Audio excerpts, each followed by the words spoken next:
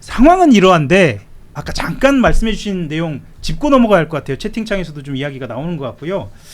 정청래 후보 같은 경우에는 기존에 보이지 않았던 메시지들이 좀 나오고 있습니다. 예를 들면 보통은 이렇게 당대표 선거 같은 당내 큰 선거가 있고 나면 같은 이렇게 동지적인 입장에서 축하하고 본인의 향후의 행로를 도모하는 게 일반적인데 어제는 이런 메시지를 냈습니다.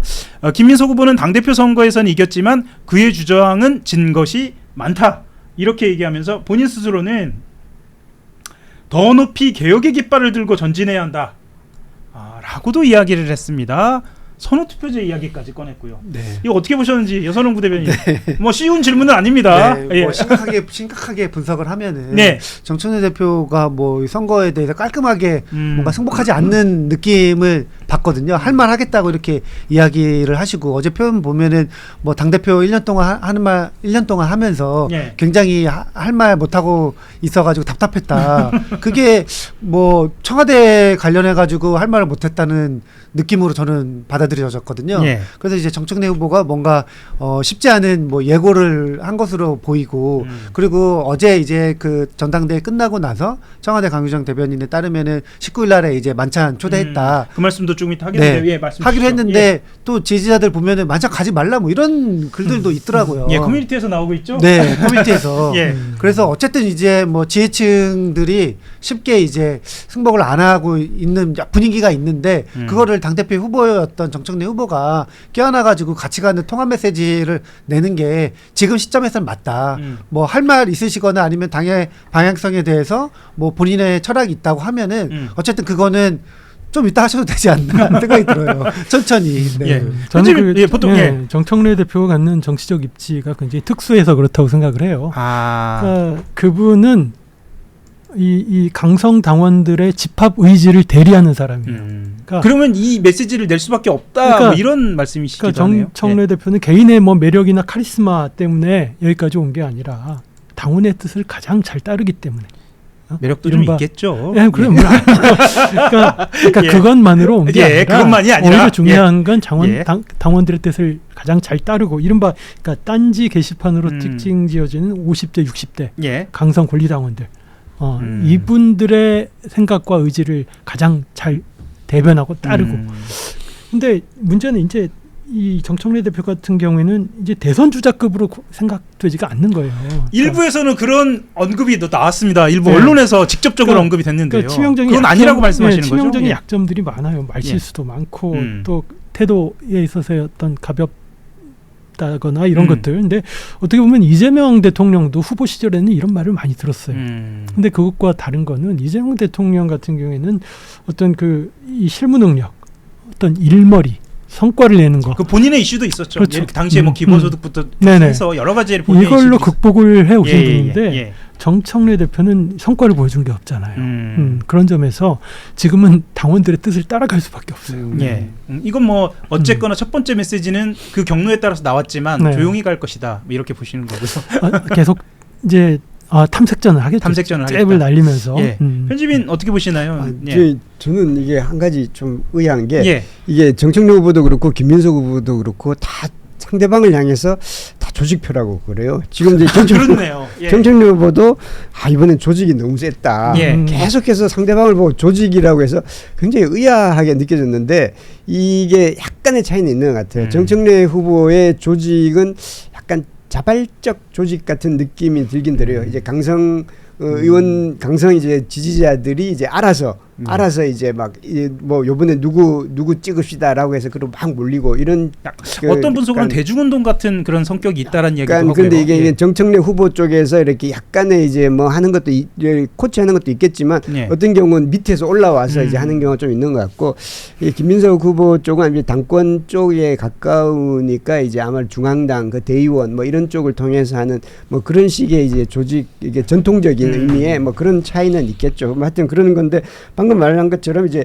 정청래 후보는 뭐 봉합 차원에서는 일단은 아직까지 선거가 많이 남았고 총선 특히 중요한 건 총선이 많이 남았기 때문에 지금 당장 대립각을 세우거나 그러진 않을 것 같은데 앞으로 요소마다 예를 들면 이제 이른바 이제 이게 강성 당원들이 요구하는 그 개혁 주제들이 있지 않습니까? 예. 몇 가지 검찰 개혁이라든지 몇 가지 주제들에서는 대변자 역할을 하고 강한 목소리를 내지 않을까. 그리고 김민석 후보가 약간 중도 쪽으로 가거나 실용적인 위치를 취할 때마다 강하게 브레이크를 걸고 그러지 않을까. 그거지만 이게 존재 의미가 있는 거거든요. 잊혀지지 않기 위해서. 잊혀지지 않기보다 이제 그 예. 필요성. 그러니까 정청래의 필요성은 사실 지금까지 그랬었거든요. 예. 그러지 않을까. 그런 스탠스를 취하지 않을까라는 생각이 들어요. 그래서 저는 한 가지 짚고 싶은 게 조직선거 하는데 네. 과거의 조직선거하고 완전히 달라요. 그러니까 이른바 예전의 조직선거라고 하는 거는 대의원 투표권이 굉장히 강할 때. 그리고 그러니까 면대면으로 부딪혀야 하는 그렇죠. 그런 조직선거죠. 지역에서 이제 이른바 예. 터줏대감들이 이렇게 다니면서 당원들 설득하고 이런 게 통하던 시절. 예. 이게 2015년 전당대회만 하더라도 민주당 권리당원이 25만밖에 안 됐어요. 예. 지금 뭐 150만이잖아요. 150만입니다. 이게 안 통해요. 예. 전부 다 게다가 권리당원과 대의원들의 투표가 그냥 1대1로 등가예요. 이런 상황에서 예전 대의원들 같았으면 이번 대의원 선거가 20대 1 정도의 비율이었으면 그렇죠. 여러 가지 판도가 바뀌긴 이번에 했겠네요. 66대 33 아니었나요? 예, 네. 맞습니다. 예. 이런 상황, 그러니까 1인 1표가 였기 때문에 예. 이렇게 대등한 결과가 나온 것들이고 예. 지금의 오히려 조직선거는 이른바 이 매스컴을 동원한 혹은 뭐 이거야말로 가장 강력한 조직 투표죠. 네. 그 생일 투표. 예. 이걸 따라갈 조직 투표가 있을까요? 조금 이따 네. 이제 네. 오늘 브리핑의 클라이막스라고 할 수 있는 최고위원 선거 분석을 좀 해볼 텐데요. 그 전에 네. 슈퍼챗 하나 소개해드리겠습니다. 복황킴님이 200달러를 슈퍼챗으로 보내주셨는데요. 의견을 좀 주셨을 법한데 의견 없이 주신 거죠. 의견 주셨으면 제가 의견까지 소개를 해드리도록 하겠습니다. 지난번에 이어서 화요일 날 주시는 것 같은데요. 아마도 이세영 논설위원이나 권태호 편집인의 팬이 아닐까 뭐 이런 생각이 듭니다. 여기 이렇게 뭐 남기셨네요. 예. 한겨레 브리핑 하호영님 송채경아 공덕포차 사랑해요라고 주셨습니다. 하호영 진행자의 팬이. 예. 그런 것으로 보이고요. 최고위원 들어가기 전에 이 두 인물은 언급하고 넘어가겠습니다. 아까 55대 45라는 구도로 45의 개혁 정체성의 동력이 확인됐다라고 이야기를 했는데, 그러면 이 45를 갖고 누가 어떤 정치인이 추후를 도모할 것인가를 고려해 보자면 한 사람 또 등장한 인물이 있습니다. 바로 추미애 경기지사인데요. 추미애 경기지사는 향후 어떤 행보를 보일지 이 이야기를 간단하게 짚고요. 더해서 새로운 발견이라고도 비춰지는 3위 후보. 이번에 1, 2위만 발표했지 3위 후보를 발표를 안 했어요. 그래서 송영길 후보 얘기가 없어서 송영길 후보 이야기까지 짚고 넘어가겠습니다. 먼저 추미애 후보 이야기, 추미애 경기지사 이야기. 네. 어떻게 보셨나요? 뭐 추미애 대표, 그러니까 추미애 지사님이 뭐 막판에 이제 정청래 후보 사실상 응원하면서 뭐 그때 이제 평가가 분석이 이제 만약에 정청래가 지더라도 정청래의 지지층을 본인이 흡수하기 위한 전략이다. 뭐 그런 분석도 있었고, 뭐 아니면은 뭐 추미애 지사의 원래 성격 성향상 뭐 개혁이랑 이런 거 굉장히 이제 막 지지하니까 뭐 여러 전당대회든 뭐든 눈치 안 보고 어쨌든 본인이 가지고 있는 그냥 뭐 본인의 생각을 그냥 뭐 그대로 그냥 이제 보여주신 거라고 보고요. 저는 뭐 추미애 지사도 분명히 지금 2030년 기준으로 보면은 지금 현재 기준으로 뭐 대권 주자가 특별하게 이제 눈에 띄는 사람이 없기 때문에 광역 단체장도 당연히 이제 후보에 오를 수 있고 집권 2년 차지만 몸을 풀었다. 그렇게 평가할 수도 있을 것 같죠. 예. 어떻게 보시나요? 간단하게 하고 넘어갈까요? 정청래 후보의 대안이 없잖아요. 이번에 최고위원 되신 세 분 뭐 그게 안 보이잖아요, 전혀. 오늘따라 굉장히 냉정하시네요. 그래서 이제 뭐 추미애 지사 얘기가 나온 것 같은데 추미애 지사는 아직 당선증에 잉크도 안 말랐어요. 근데 뭐 당분간은 뭘 할 수 있겠어요? 툭툭 이렇게 메시지 던지면서 잽을 날리면서 기회를 보는 거 말고 뭐 대선이 가까워 오거나 이렇다면 모르겠지만 당분간은 이런 모드로 가지 않을까요? 오히려 송영길 대표는 이른바 이제 비어있는 호남의 맹주? 이걸 노리지 않을까요? 근데 과거처럼 저는 이번 전대에서 놀란 게 호남과 수도권의 이 동조화가 사실상 깨졌어요. 그렇죠. 디커플링이라는 표현도 쓰죠. 그죠? 그러니까 디커플링까지는 아니고 아까 말씀드렸지만 2015년 대선 때 권리당원 25만 시절과 예. 지금 150만 시절은 상황이 다른 거예요. 예전에는 호남 출향민들이 수도권의 권리당원의 다수를 차지하고 있었고 그런 해석들을 여론에서 실제로 언론에서 했고. 그분들이 영향력이 컸잖아요. 예, 예, 대의원이기도 했고. 네. 근데 이게 지금 2015년 민주당 그 권리당원이 급증한 시기가 2017년 대선 문재인 대통령 네. 당선된 그 이후에 꾸준히 이제 권리당원들이 늘어나서 지금까지 예. 온 건데 그만큼 이제 호남의 민심이 움직인다고 해서 수도권이 갖춤되고 이건 사라져 버렸어요. 근데 확인된 거는 여전히 권리당원이 많기 때문에 예. 호남이 어떤 결정적인 변수가 될 수 있다는 거예요. 전체 예. 판에서. 당대표 네. 선거에서 실제로 그랬고요. 네네. 예. 그래서 송영길 대표는 지금 호남에 맹주가 없어요. 박지원 대표 아니잖아요. 예. 그걸 알겠습니다. 노리시겠죠 아마. 예. 편집인 정리하고 넘어갈까요? 네, 예. 뭐 간단히 뭐 이미 다 나온 얘기니까요. 예. 추미애 지사는 이제 그 다음 차기 대선을 노리겠죠. 쉽지 않을 겁니다. 이게 왜냐하면 이 경기지사는 그 이재명 대통령이 대통령이 된 게 처음이지만 앞으로도 쉽지 않을 겁니다. 이게 서울시장하고 달라서 뭘 하는지 잘 몰라요. 뭘 하는지 잘 모르기 때문에 추미애 지사가 경기지사에서 실적을 내기가 힘들고요. 실적을 내더라도 그것을 웬만큼 알리기도 쉽지 않을 겁니다. 그렇기 때문에 이렇게 메시지를 나오는 식으로 할 수밖에 없는데 이렇게 메시지가 나오면 플러스 효과도 있지만 마이너스 효과도 있거든요. 왜 지사가 왜 지금 정치 활동을 해 이렇게 되기 때문에 어쨌든 뭐 쉽지 않을 것 같고요. 소영길 후보는 원래 본인이 스스로 한 10년 전부터 저평가 우량주라는 말을 맞습니다. 이거 남들이 예. 얘기해야 되는데 본인이 많이 하긴 했습니다. 그러면서 이제 사실은 자기가 이미 당 대표도 했고 네. 그 인천시장도 했고 뭐 그리고 뭐 할 건 쭉 다 해봤죠. 그랬기 때문에 아마 이제 자기가 경력이나 모든 것에서는 이제 사실은 이 나머지 두 후보보다 본인은 스스로 다 낫다고 생각할 겁니다. 예. 그런데 아마 이제 입각을 생각하고 아마 예. 외교부 장관을 하고 싶어 하는 것 같아요. 예. 예. 잘 모르겠습니다. 근데 그 이게 19일 그러니까 인사- 내일이죠. 내일 청와대로 이재명 대통령이 이 세 명의 정치인을 불러서 한 명은 당대표가 됐고 두 사람은 이제 의원 신분으로 청와대를 찾습니다. 이 자리에서는 뭐 여러 가지 이야기가 나오겠습니다만 이 주제는 다음번으로 좀 넘겨야 할 것 같아요. 다음 주제로 넘겨야 할 것 같고 아마도 방금 말씀하신 송영길 후보한테는 입각 제의가 있을 것으로 뭐 추정은 되고요. 정청래 후보는 어떤 방식으로 메시지를 던져서 달래기에 나설 것인가에 대해 관심이 있는데 입각 이야기도 좀 나오고 있는 것 같고요. 뭐 김인석 후보, 김인석 당대표한테는 여당다운 뭐 여당 이렇게 강조를 하겠죠. 자, 드디어 오늘의 클라이막스 최고위원 이야기를 좀 하겠습니다. 이런 이야기들을 해요. 정청래는 졌지만 팀 정청래는 이겼다. 뭐 이런 이야기를 할 정도로 여론조사 1, 2, 3위 하면서 3명 모두 들어갔습니다. 애초에 팀 정청래 3명이 나올 때만 해도 왜 3명이 나올까라고 했는데 전당대회 초반 전략이 그대로 주요한 것으로 보이는데 일단 3대2 구도 어떻게 보시는지 그리고 수석 최고위원으로 모두가 예상을 했듯이 중간에 한번 흔들렸습니다. 했듯이 최민희 의원이 수석 최고위원이 됐습니다. 이것까지 묶어서 한번 질문 드리겠습니다. 이번에는 뭐 이세영 논설위원 말씀부터 한번 들어볼까요? 전략의 승리라고 봐야죠.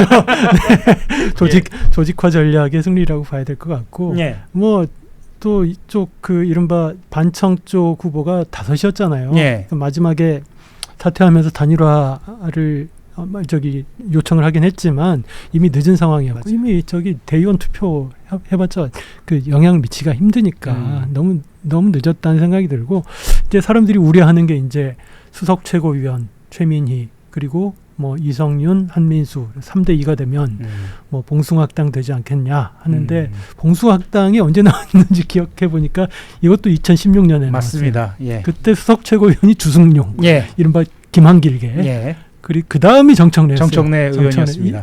친문인 듯 아닌 듯 했던. 예. 그 다음이 뭐 오영식이었나요? 예. 오영식, 그 유승희 의원이 예, 예. 민평년, 유승희 맨 마지막에. 예. 근데 최고위원 회의할 때마다 싸웠어요. 맞습니다. 주승용 의원 막 딴 얘기하고 막 계속 들이받고. 그래서 결국에는 정청래 위원이 그렇죠. 공천에서 탈락하게 되는 정청래 계기가 의원은 맨날 그 라임 놀이하면서 뭐, 예. 뭐 하고 유승희 의원 그때 뭐 봄날은 가다 노래 불러가지고 그래서 봉숭아학당이 나왔는데 예. 당장 그때처럼 가지는 않을 텐데 예. 예, 걱정이 되는 건 사실이에요. 그렇습니다. 예, 어떻게 보시나요, 편집님? 이게 원인과 이제 향후 전망으로 나눠볼 수 있을 텐데요. 일단 예. 원인에서는 이게 여론조사에서 50대 50 거의 50대 50 나왔잖아요. 50대 50 나왔는데 이제 그렇게 되면 이제 이 세 표로 집중이 됐고 나머지는 사실은 막판에 그 사퇴를 했지만 이미 이거는 이게 끝난 다음에 사퇴를 한 거거든요. 예. 그러니까 5표로 나눠지니까 사실 이런 결과가 나올 수밖에 없는 거죠. 여론조사가 만약에 팀 정청래가 한 명이 떨어지게 되는 걸로 사실은 처음에 예상을 했었는데 그러려면 55대 45 정도로 김민석 후보가 여론조사에서 표를 더 받았었어야만 되는데 50대 50 되니까 이런 결과가 나올 수 산수를 하면 이렇게 나올 수밖에 없을 것 같고요. 특히 이제 이성윤 후보한테 막판에 이게 탈락 위기에 있어서 이쪽에 표를 몰아준 것 같습니다. 그러면서 이제 이게 확 1위로 올라서 버린 그런 결과가 나왔잖아요. 여론조사에서. 뭐 그런 원인은 그런 것 같고요. 그리고 이제 앞으로 전망은 뭐 방금 얘기한 대로 뭐 당장 봉숭아학당이 되지는 않을 거라고 보여집니다만 최민희 위원이 이제 최고위원회에서 어떤 식의 발언을 할지 굉장히 주목이 될 것 같고요. 예. 본인도 이걸 좀 의식해서 발언하지 않을까라는 생각도 들기도 합니다.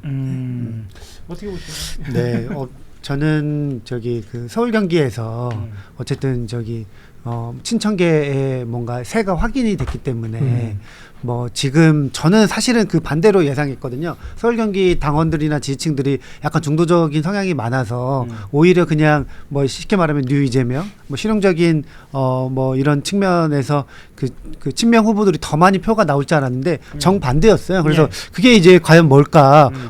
어쨌든 전당대에 나온 그 당심의 민심을 예. 지금 김민석 후보나 이제 새로운 당권파가 그거를 조금 의식을 해야 될 것 같긴 합니다. 그거를 마냥 무시하고 갈 수는 없고 그게 그 결과가 당내 상황이 아니라 예를 들면 뭐 이재명 대통령에 대한 비토 정서나 그게 이제 정책이요. 부동산이나 아니면 최근에 있었던 그런 경제 정책에 있어서 실망감이 그렇게 표출해서 나온 것인지 아니면 순수하게 그냥 서울 경기 수도권에 뭐 이른바 개혁 성향의 당원들이 많은 건지 네. 그거를 조금 당에서 분석을 해야지 그 다음에 있는 그냥 일반 공직선거에서 우리가 좀 대응을 잘하지 않을까. 그리고 뭐 저는 아까 맨 처음에서 이야기했듯이 김민석 당대표가 최고위원을 2명이나 임명을 할 수가 있어서 네. 그러니까 이 세 분이 뭐 굳이 이제 다른 목소리를 내고 뭔가 발목을 잡거나 이 그 뭐 하기가 쉽지가 않잖아요. 네. 다수결로 하면은 무조건 이제 쉽게 말하면은 당대표 그 당권파가 이기기 때문에 그래서 막 그렇게 막 불협화음이나 뭔가 실력 행사하기가 어렵지 않을까. 네, 그렇게 생각합니다. 좋습니다. 그 전대를 좀 마무리를 하면서 최고위원 선거까지 다 더해서 드린 질문입니다.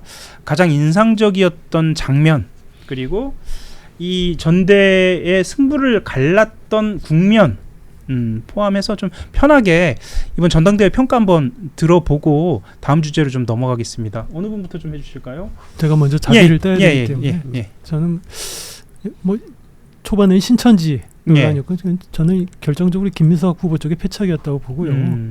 조바심이 만들어낸 후반부에는 가장 인상적이었던 건 이른바 볼콕과 카틀막이 아니었을까 싶어요. 너무 국민들한테도 강렬한 인상을 남겼기 때문에 아니 저러는 게 맞아? 저게 뭐 아니 여러 가지 앞으로도 그분들의 정치 행로에 있어서도 굉장한 영향을 미칠 것 같고요. 저는 이번에 전당대회 기간 중에 정청래 후보의 핵심 참모한테서 들었던 얘기가 민주당의 당원 구성에서 그 성향을 보려면 그 당원이 언제 입당했는지를 보면 된다. 그러니까 문재인 정부 때, 문재인 당대표 때 입당한 사람들은 친문이다. 이재명 대표 때 입당한 사람들은 친명이다. 이게 지금 팽팽해진 거예요. 지금. 앞으로도 굉장히 그러면은 그 이전 예를 들면 제 고향에 가면 계시는 우리 삼촌 그래봤자 그 전에 DJ, 26만밖에 안 되는데 26만의 절반밖에 안 돼요. 그렇게 이제 어떻게 표현해야 할지 모르겠습니다만 지층처럼 켜켜이 쌓여 있는 그런 형국으로 앞으로 굉장히 있을 것 같습니다. 겁니다. 예. 좋습니다. 오늘 말씀 감사하고요. 인사드리고 네, 다음 주에 뵙겠습니다. 그렇습니다. 그 장면 어떻게 뭐 다 말씀하셨으니까요. 저는 송영길 후보가 정청래 후보한테 국정과제 1호가 뭡니까? 라고 했을 때 약간 이제 정청래 후보가 당황하던 장면 그 지점이 분수령이 아니었을까라는 생각은 들었어요. 이제 정청래 후보가 이제 이재명 대통령 이쪽 정부하고는 몰입되지 않고 약간 이제 조금 다른 생각을 하고 있구나라는 흔히 말하는 그런 자기 느낌을. 정치 같은 아니 자기 정치 모든 정치는 자기 예. 정치를 해야죠. 아, 모든 물론이죠. 정치는 자기 정치를 해야 되는데 예. 그것이 사실은 이게 정당과 국가의 이제 그 같이 가는 방향으로 해야 되는 거죠. 예. 그게 이제 부딪히고 역행하게 되면 이제 이게 당내에서 불협화음이 있을 수 있고 또는 이제 그 때문에 문제지 뭐 모든 정치는 자기 정치를 해야 된다고 저는 생각합니다. 예. 저는 그 출발부터 그 정청래 후보가 연임되기가 쉽지가 않았다고 보이거든요. 예. 그러니까 연임하려면은 굉장한 에너지가 필요합니다. 그러니까 이재명 당대표가 그 연임 출마를 말리는 분들도 있었습니다. 네. 당내에서. 예. 그래서 저는 이제 막 출마는 뭐 자유니까 출마를 하셔도 되는데 예. 연임 당대표 하려면은 명분이 확실했어야 되는데 그리고 이재명 당대표가 당시 연임 당선됐을 때 지지율이 막 80% 막 그랬어요. 득표율이 예. 85 정도 됐는데 지금 뭐 정청래 후보가 뭐 그의 절반 뭐 40% 지지율로 그 민주당 당내에서 연임되기가 쉽지가 않았다. 예. 애초에 약간 정청래 후보가 어려운 싸움을 하게 되면서 제가 보기에는 궁지에 몰리니까 그러니까 뭐 그 대통령이랑 각을 쓰는 장면이 연출될 수밖에 없었던 것 같아요. 그게 정청래 후보한테는 가장 큰 패착이 아닌가. 집권 여당에서 대통령과 뭔가 방향이 다르다는 느낌을 준 게 예. 선거에서 불리했던 거죠. 좋습니다. 사실은 이제 그 전당대회 말씀을 들었고요. 이제부터가 출발입니다. 여권 여당의 본 모습을 갖추고 당청 관계나 당정청 관계를 어떻게 수립해야 하느냐가 바로 오늘부터 시작인데요. 과제가 아까도 잠깐 편집인이 말씀하셨지만 한두 개가 아닙니다. 당장 부동산 문제가 있고요. 더 큰 문제는 이재명 대통령 지지율인 듯도 합니다. 이게 국정 동력이 필요한데 당장 부동산 문제를 시작해서 산적한 과제를 해결하려면 동력이 있어요. 에너지가 있어야 하잖아요. 그런데 흔히 이제 데드크로스라고 하죠. 긍정과 부정의 평가가 서로가 엇갈리고 긍정 평가가 40% 초반대로 떨어져 있는 상황입니다. 일부 전망은 이런 추세로 가면 30%대도 진입할 수 있겠다. 이런 평가까지 나오고 있는 상황인데 자, 일단 지금 지지율 상황 어떻게 보시는지 말씀을 듣고요. 나머지 과제들 이야기 좀 보도록 하겠습니다. 네. 일단 전대 끝났습니다. 지지율 상황 좀 어떻게 전망하시나요? 저는 그 지지율 떨어진 게 지방선거 그다음에 부동산 그다음에 민주당 전당대회였다고 보거든요. 예. 그 민주당 전당대회가 이제 끝났기 때문에 예. 지지율을 반등할 수가 있다.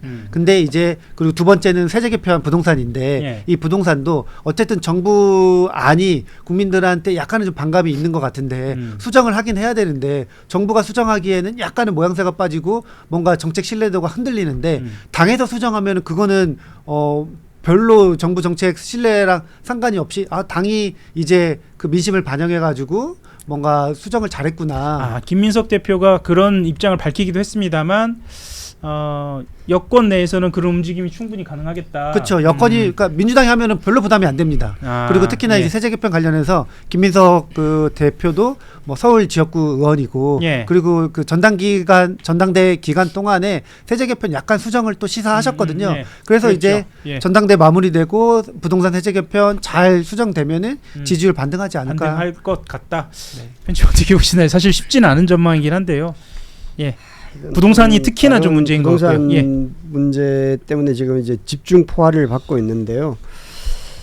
이거는 이게 정치와 상관없이 예. 사실 장특공제 비거주 1주택자 장특공제 이거는 사실 조금 조정은 하기는 해야 되거든요. 이게 원래 애초에 이게 그 전에는 45%인가 뭐 그랬는데 나중에 이게 80%까지 지금 최대 80%까지 갔는데 이게 이 상 자체가 비정상이거든요. 근데 비정상 상태에서 지금 사람들이 이미 익숙해져 있는 상태에서 이러다 보니까 이게 문제가 되는 건데 사실 이걸 너무 급격하게 바꾸는 것 때문에 지금 문제가 조금 되는 것 같아요. 예. 그래서 사실은 이거는 임기를 초월해서 맞습니다. 그 이후까지를 맞습니다. 쭉 내다보면서 사실은 10년, 15년 과제로 맞아요. 보면서 이렇게 조금씩 점진적으로 하면서 이렇게 간다고 알려야 되는데 이게 매번 정권 때마다 보면 그 단기 자기 임기 때에서만 처리하려고 하니까 그럼 정권 바뀌면 보자라고 사람들이 다 그렇게 생각을 하게 되거든요. 예. 그래서 정권 바뀔 때까지 버티고 그리고 그게 매번 성공을 했거든요. 성공이라기보다는 매번 바뀌었거든요. 맞습니다. 이명박 때 바뀌고